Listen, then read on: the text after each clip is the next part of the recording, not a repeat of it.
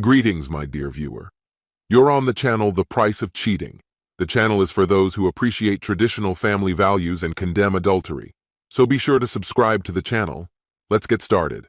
Finding him turned out to be no easy task. As Cicely Perez drove along the creaky road, her heart pounded with anticipation. The cemetery loomed ahead, off the main road, about half a mile from the winding path that seemed both foreign and intriguing.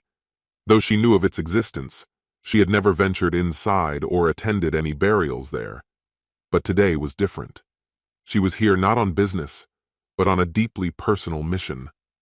The signs leading to the main office guided her through a serene landscape, where the distant hum of a lawnmower mingled with the quiet whispers of visitors tending to the resting places of their loved ones. Cicely had never faced loss before, but she felt a strange thrill at the thought that she was about to confront it. As she opened the office door, she was greeted by the cheerful chime of a bell.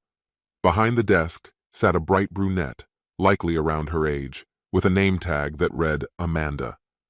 Amanda, with long, straight hair cascading down her back, exuded an elegant charm, although her slender figure didn't quite match Cicely's own graceful silhouette. "May I help you?" Amanda asked, her voice warm and inviting. "I certainly hope so," Cicely replied, her pulse quickening. "I'm looking for a man named Mason Green." "Is there anything I can assist you with?" Amanda asked, tilting her head slightly. "I appreciate it, but this is a personal matter," Cicely said, her tone firm yet polite. "I understand perfectly. He's on the grounds. Just follow the sound of the lawnmower," Amanda said, a hint of sympathy in her eyes. With these words, Cicely, feeling a surge of determination and curiosity, set off, resolved to uncover the truth that awaited her in the quiet grounds of the cemetery. After thanking Amanda for her help, Cicely turned to her, her eyes shining with gratitude, and then headed to her car. In the background, the lawnmower hummed softly, and she knew she'd soon need her car.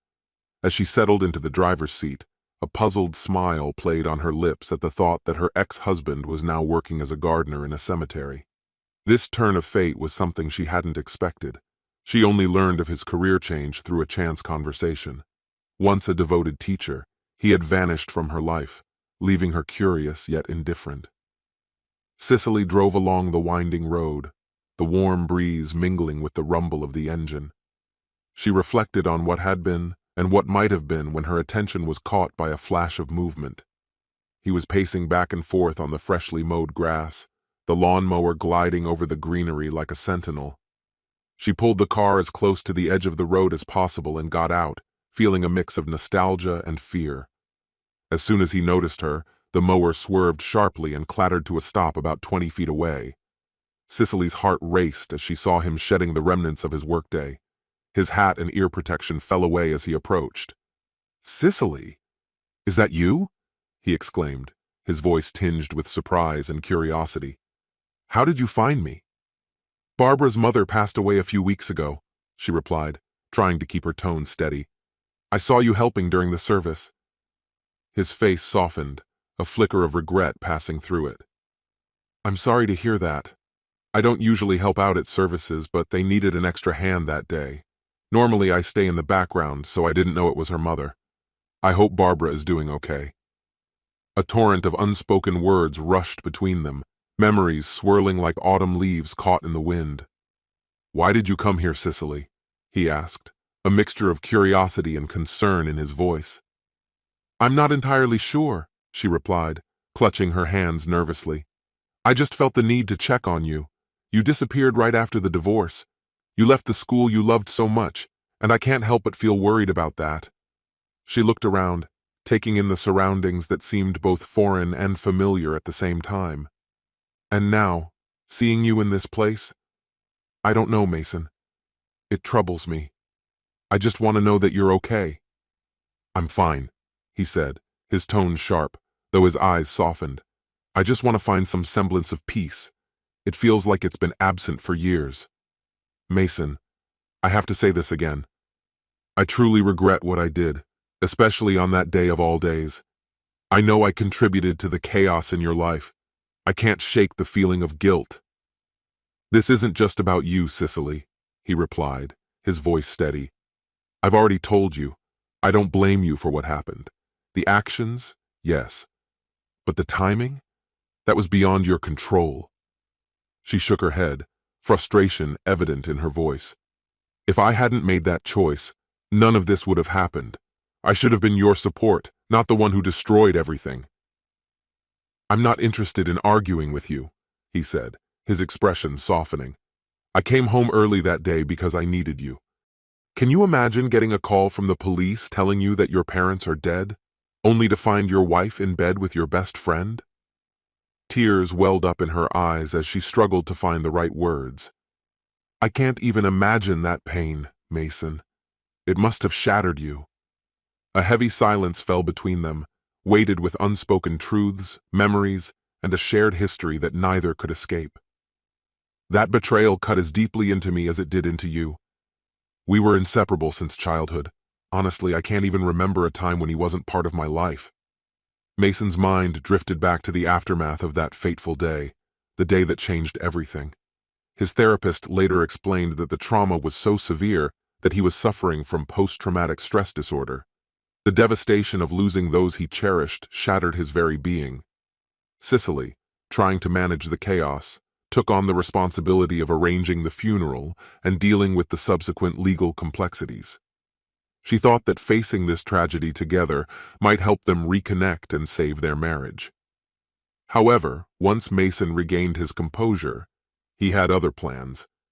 Through his lawyer, he filed for divorce, deciding to escape the suffocating pain by leaving the country entirely and letting the legal representatives handle everything else. The divorce proceedings were straightforward. Aside from a few irreplaceable personal items, Mason gave Cicely everything.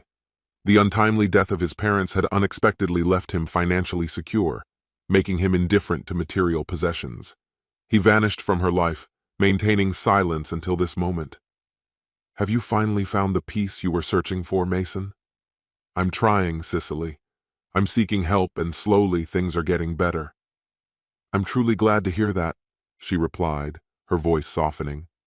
"But I still love you and wish you success on your path.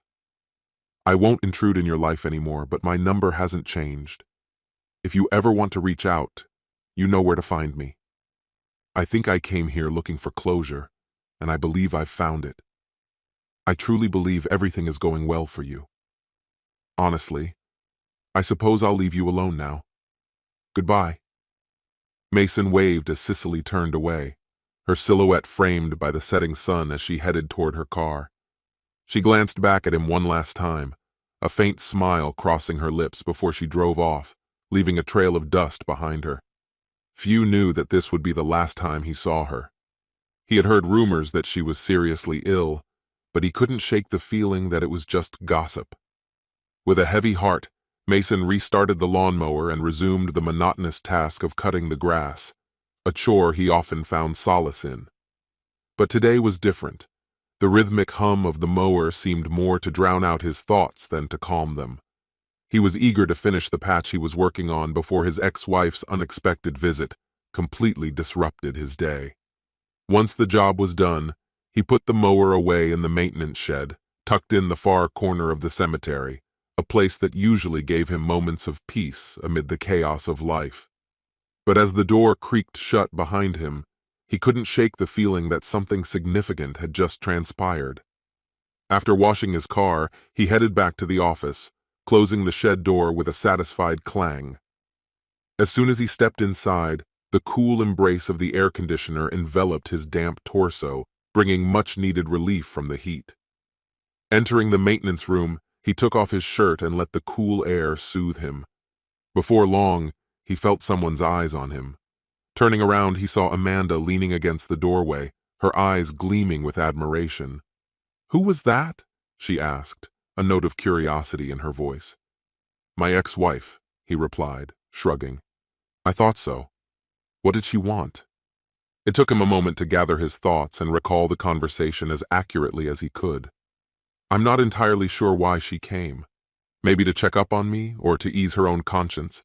Perhaps I'm not the only one seeking peace." "Are you okay?" she asked, her tone shifting to concern. I'm fine. I'm moving on. Throughout the evening, Mason reflected on that fateful day. His parents were in their 70s, and he knew they might soon pass away, but he never expected it to happen because of an accident. He had returned home seeking comfort with his wife of 33 years, only to find Cicely with his friend, a friend who was like a brother to him, but had betrayed him so cruelly. Now, 3 years later, this betrayer had found him, yet Mason didn't understand what she wanted from him. Maybe she still felt guilty about her actions. He had found peace here at the cemetery, where his parents were buried. This concludes the story. If you like it, then put your powerful like and subscribe to the channel.